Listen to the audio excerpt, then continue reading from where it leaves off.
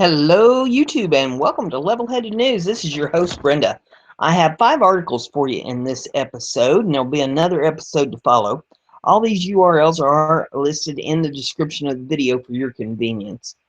The first one we have here is off of eutimes.net, and it is entitled, "White Working Class is Decadent, Lazy, Spoiled, and Should be Replaced." According to this fellow by the name of Bill Kristol, he says Weekly Standard editor-at-large Bill Kristol said Tuesday afternoon that while the white working class should be replaced by immigrants as they have become decadent, lazy, and spoiled. Look, to be totally honest, if things are so bad as you say with the white working class, don't you want to get new Americans in? Kristol told author Charles Murray during an event hosted by the American Enterprise Institute titled "It Came Apart: What's Next for a Fractured Culture?" Murray recently wrote a book entitled "Coming Apart," which focuses on the cultural separation between the wealthiest and most educated white Americans and the poorest and least educated white Americans. Before delving into his theory about replacing the white working class, Kristol said that he hopes this thing isn't being videotaped or ever shown anywhere, where whatever tiny pathetic future I have is going to totally collapse. You think? The event was filmed by AEI, but as of press time is marked unlisted on the think tank's YouTube channel so that it doesn't come up in search results. You can make a case that America has been great because I think John Adams said this, basically, if you are in free society, a capitalist society, after 2 or 3 generations of hard work, everyone becomes kind of decadent, lazy, and spoiled, whatever, Kristol said. Then, luckily, you have these waves of people coming in from Italy, Ireland, Russia, and now Mexico who really want to work hard and really want to succeed and really want their kids to live better lives than them and aren't sort of clipping coupons in hopes that they can hang on and meanwhile grew up as spoiled kids and so forth. In that respect, I don't know that this moment is that different from the early 20th century, he added. Bill Kristol is a Jew. He probably doesn't like being named and called a Jew, but then again, if he doesn't like that, then why does he call whites by the name? And not only that, but he is openly advocating for white genocide. What this man just said is terrorism. It's verbal terrorism. What if some white man would have said that Jewish people are lazy, spoiled, and decadent and need to be replaced? You would have had all possible lobbyist groups, including the AIPAC, the ADL, the SPLC, coming out screaming from the top of their lungs, racism, anti-skepticism. This is unacceptable, and this scumbag needs to be held responsible for his terrorist words. And there's video in this if you want to take a look at that. Good golly, you can't make this stuff up. Mentality. Wow. Next one here is off of libertyheadlines.com. It says CNN calling them fake news is the same thing as using the N-word. I, I cannot make this up. The Free Thought Project. It appears that CNN has launched a war on those who attempt to call out the mainstream media's lies by comparing those who use the term fake news with those who use derogatory and racial slurs like the N-word. Late last year, as the presidential election was coming to an end, the Washington Post launched a full attack against anyone who dared question the establishment narrative. The term fake news was born. For weeks, the Post and other outlets waged war on supposed fake news outlets, even going so far as to put out an arbitrary list of dozens of sites they deemed fake, including the Free Thought Project. After their attempt to weaponize news blew up in their face, in the form of a myriad of cease and desist letters and the resultant shit show spawning from mainstream media referring to each other as fake news. The Washington Post then attempted to take the high ground and retire from tainted term fake news. However, it was too late. After being caught peddling their own fake news, the term was co-opted by those calling out the mainstream media for their blatant lies and disinformation. Donald Trump even jumped on board. Of course, the term fake news has become so bastardized that it essentially lost what little substance it ever had. On the right, Trump has no problem labeling everything critical of him as fake news, while on the left, we see the same scenario unfolding with Media Matters and the like. The reality is that corporate media and the establishment have been lying to the people for so long that the public has no idea what to believe. The next article that I have for you is off Sacramento Bee, and this I had an article yesterday about the Oroville Dam, and here's a new one. As emergency spillway flows, state says repairs to cripple Oroville Dam could run $200 million. The Department of Water Resources released a video shot by a drone over the Oroville Dam. Water is seen running over the emergency spillway as well as the main spillway, Department of Water Resources. And there's video if you want to take a look at that. And then the article says, for the first time since Oroville Dam was completed in 1968, water from its storm-swollen reservoir overtopped the emergency spillway Saturday, sending sheets of water down a forested hillside and adding to the murk and debris churning in the Feather River below. State officials said they did not expect the flows to cause flooding in Oroville or other communities downstream, but the emergency releases underscored the perilous situation confronting the operators of California's second largest reservoir for the rest of this extraordinary rainy winter. Unable to release enough water from the dam's 3,000-foot main spillway, which split open Tuesday and continues to erode, the California Department of Water Resources announced that storm waters reached the top of the dam at around 8 a.m. Saturday and began flowing over the concrete lip of the adjacent emergency spillway onto a wooded ravine below. The flow began as a steady, smooth spill across the 1,700-foot wide lip of the emergency structure and was expected to peak at 6,000 to 12,000 cubic feet of water per second at around midnight Saturday. With dry weather in the near-term forecast for the Sierra and inflows to the reservoir slowing, the lake level should fall below emergency spillway as of Monday night, said Doug Carlson, a DWR spokesman. The emergency spillway exists to prevent water from topping the wall of the massive earthen dam that holds back Lake Oroville, a situation that could cause problematic erosion.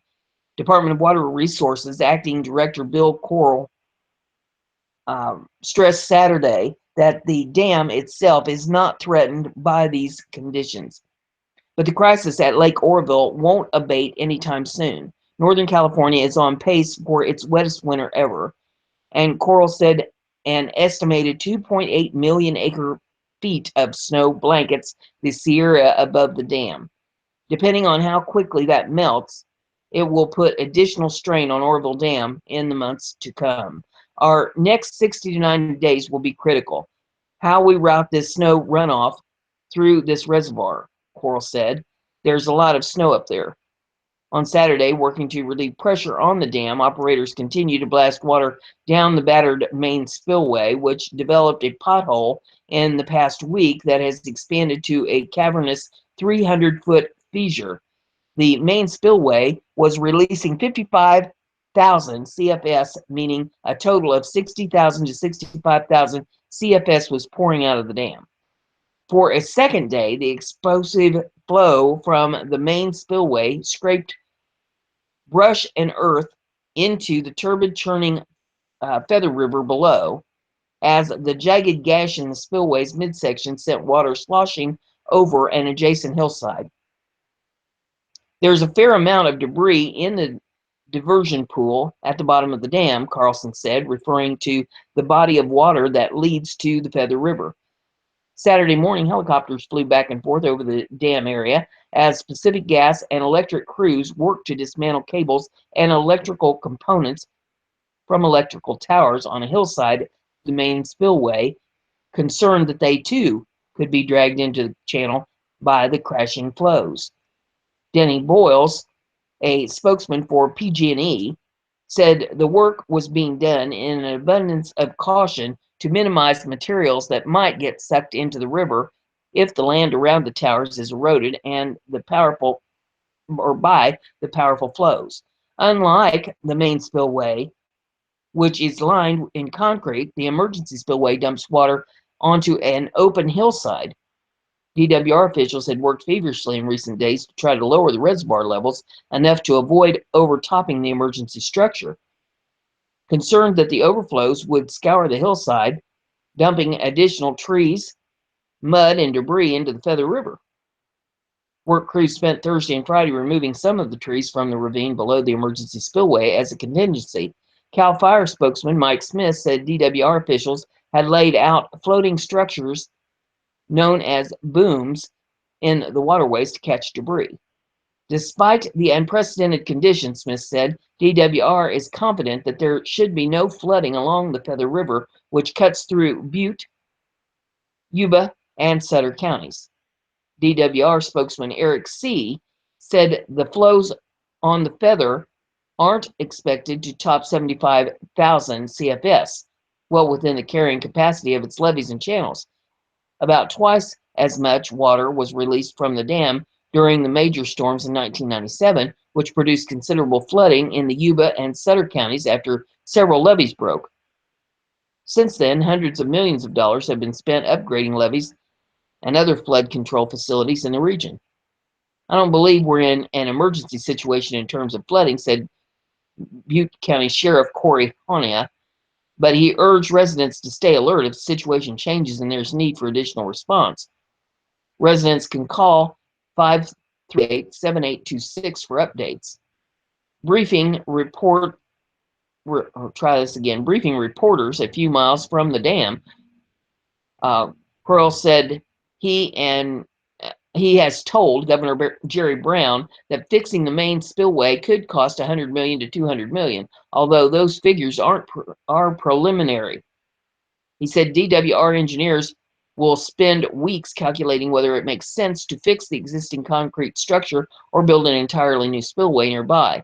He wants the repairs done by the start of the next rainy season in October.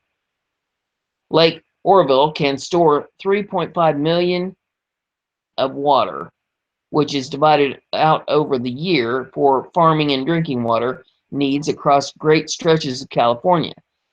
The dam was built by Brown's father, Governor Pat Brown, and was paid for by regional water agencies such as Metropolitan Water District of Southern California, which are members of the State Water Project.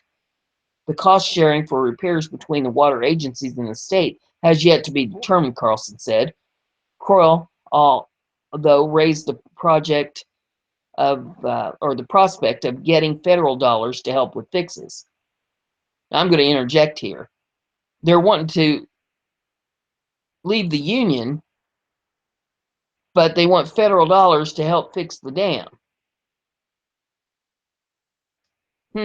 Interesting. Okay, back to the article. When all is said and done, Coyle said he anticipates the lower half of the main spillway will be ruined as the forceful releases required for flood control at the dam continue to gnaw at the concrete and underlying soil and rock.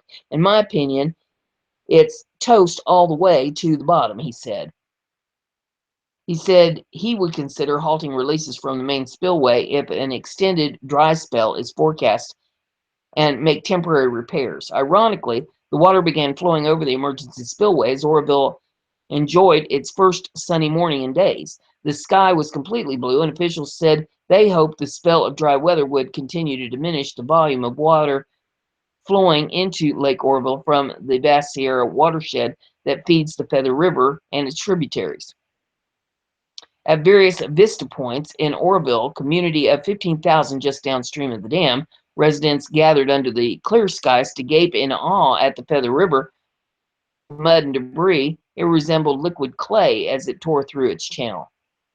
Longtime resident Tom Oxford, age 55, took in the view from a residential ridge on the Myra Loma Drive where the river surged beneath a railroad trestle. He took note that the trestle and the levees on both sides were holding, with heavy moss rock that had been there for decades undisturbed by the fast-moving water. Still, the sight was piercing. We'd never seen the river that brown before, Oxford said, and I've been here for 50 years. Then again, he added, we've never seen it go over the emergency overflow. And there's some video there if you want to take a look at that. Early Friday, DWR officials had expressed confidence that they could avoid the emergency spillway option. Despite the crater in the main concrete spillway, engineers releases to 65,000 cubic feet per second. With rains letting up and inflows to the lake slowing, they believe they could keep the water level behind the dam to below 901 feet. By Friday, about 8 p.m., they had to throttle back the releases to 55,000 CFS to prevent erosion along the side of the main spillway from compromising the transmission tower that links to the dam's power plant. Normally, the power plant is the main vehicle for pushing water out of the lake, but DWR has temporarily shut the plant because all the concrete and other debris streaming into the river from the broken spillway has raised water levels to the point that the turbines can't run. DWR needs the transmission tower to remain operational to be able to reopen the power plant. DWR officials have said it isn't yet clear what caused the spillway to splinter. Inspectors at the Oroville Dam found minor cracks in the main spillway in 2009, according to state inspection reports. The reports indicate the damage was repaired the following year. Kevin Dorsey, a DWR engineer, said Friday that additional cracks had appeared in the main spillway as recently as 2013, but were repaired. With water hitting the concrete chute at an estimated 50 miles an hour, spillway erosion is a natural thing, he said. And there's a couple more videos here, three more, if you want to take a look at those. The next article I have is off BizPack Review. And it says, Florida doctor tells people they have cancer to bilk Medicare. His punishment is stunning. Imagine the stress, heartache, and financial burden of being diagnosed with cancer only to find out that the doctor who diagnosed you was actually only doing it to make a few extra bucks off Medicare. That's exactly what one Florida doctor stands accused of. And so far, not only has he not been jailed, he's still licensed to practice. According to WPTV, Dr. Gary Martyr of Port St. Lucie, Florida, has made a deal with federal prosecutors to pay back over $18 million for charging Medicare for patients who weren't actually sick. The whole scheme came apart with one patient, Gloria Stramalo, I think that's how it's pronounced, Stramalo, went to Dr. Ted Schiff for a second opinion. She had undergone 20 days of 2-hour radiation treatments, each costing between $1,600 and $3,500, and a surgery that gave her an infection before consulting with Schiff, who then contacted authorities. Turns out, Stramalo wasn't Dr. Schiff's first patient from Dr. Martyr. Sometimes we recognize patients just by the sheer number of biopsies done, Schiff told WPTV, by the number of procedures and the excessive use of radiation therapy done in an improper manner. In all my years in the medical field, I've never seen anything like this, Schiff said. As doctors, we take an oath to do no harm. States that if the dermatologist pays $5.2 million by February 24th, he can avoid paying the $18 million. He'll also have to fork over a vacant lot he owns, valued at $650,000, but he can keep his $28 million, 12,700 square foot home, since it can't be legally seized, according to WPTV. And to add insult to injury, as of Thursday, Martyr's medical license was still active, even though this isn't the first disciplinary action against him. And there's video in this if you want to take a look at it. As a cancer survivor, I find this appalling and unconscionable. Wow. Next article I have is off of BizPack Review. I can't make this stuff up. My God. Next one here says, Texas woman is sentenced to 8 years in jail for voting, knowing she's not a U.S. citizen. A Texas woman was sentenced to 8 years in jail for voter fraud. The news bolsters President Trump's contention that illegal voting is more widespread than people realize. A jury found Rosa Maria Ortega guilty of illegally voting in the November 2012 general election and a May 2014 Texas primary race when she knew she wasn't a U.S. citizen. Ortega, age 37, was indicted in 2015 but was just sentenced this week. She's a legal U.S. resident but is not allowed to vote because she is not a citizen. At trial, Ortega made conflicting statements in her defense. In one instance, Ortega claimed she didn't know she wasn't allowed to vote. In another instance, Rosa Maria Ortega claimed that she thought she was a citizen. The Star-Telegram reported, all my life I was taught I was a U.S. citizen, Ortega testified at trial. However, prosecutors showed that Ortega had checked a box on her driver's license form indicating she was not a citizen. Ortega was sentenced to 8 years and a $5,000 fine on each count. Ortega's conviction spotlights growing public concern over voter fraud. Voter advocacy group the group is called True the Vote, said they verified more than 3 million votes cast by non-citizens. Fox News anchor Bill O'Reilly said, it is laughably easy. It is for illegal alien to vote, and that it could happen on a large scale in states like California where illegals are allowed to get driver's license. In California and 11 other states, illegal aliens have the right to get driver's license. In some states, this automatically registers them to vote. While illegals are not allowed to vote, there's no real monitoring to ensure otherwise. You need a social security number. That can be done by a computer. And as we all know, phony social security numbers are rampant. That's all I have in this episode. There's another episode to follow. If you like what I'm doing here, give it a thumbs up. Share it on your social media so everybody gets to hear the news. And if you haven't subscribed yet, do that. And that way, you'll stay informed.